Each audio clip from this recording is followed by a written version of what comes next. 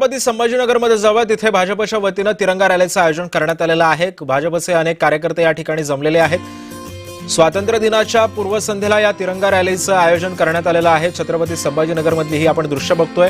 तिरंगा रॅलीसाठी अनेक तरुण तरुणी या यात्रेमध्ये सहभागी झालेले आहेत। पोलिसांचा कडेकोट बंदोबस्त सुद्धा या ठिकाणी तैनात करण्यात आलेला आहे। आपण ही दृश्य बघतोय छत्रपती संभाजीनगरमधली तिरंगा रॅलीला आज सुरुवात झालेली आहे। आपण ही दृश्य बघतोय। स्वातंत्र्य दिनाच्या पूर्वसंध्येला या तिरंगा रॅलीला अतिशय महत्त्व प्राप्त झाले। आतापर्यंत राज्यातल्या अनेक भागांमध्ये या तिरंगा रॅली निघालेल्या होत्या। मुंबईपासून याची सुरुवात झाली, त्यानंतर पुणे, नागपूर आणि आता छत्रपती संभाजीनगरमध्ये ही तिरंगा रॅली निघालेली। मुख्यमंत्री देवेंद्र फडणवीसांच्या नेतृत्वात ही आता तिरंगा रॅली पुढे निघणार आहे। कोणत्याही क्षणी मुख्यमंत्री देवेंद्र फडणवीस या तिरंगा रॅलीमध्ये सहभागी होतील। त्यांच्यासोबत भाजपचे अनेक नेते मंत्री सुद्धा उपस्थित असणार आहेत।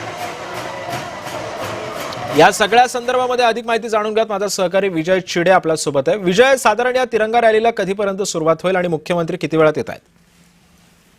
नक्कीच जर बघितलं छत्रपती संभाजीनगरमध्ये थोड्याच वेळा या तिरंगा रॅलीला सुरुवात होणार आहे।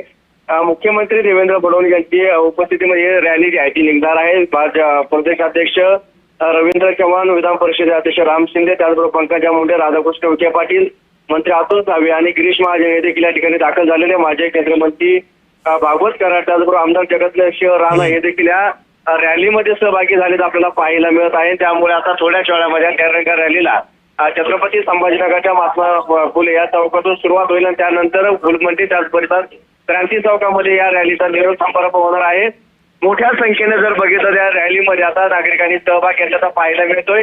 थोड्याच वेळामध्ये या तिरंगा रॅलीला देखील सुरुवात होईल। त्याचबरोबर तिरंगा रॅलीमध्ये कुठल्या अडचण येऊ नये यासाठी पोलिसांकडून अनेक ठिकाणी वाहतूक वळवण्यात आलेली आहे। त्याचबरोबर नागरिकांची देखील नक्कीच आणि पोलिसांकडून मोठा बंदोबस्त आहे तो देखील यामध्ये ठेवण्यात आलेला आहे। खरंय विजय, धन्यवाद तू दिलेल्या सविस्तर माहितीबद्दल।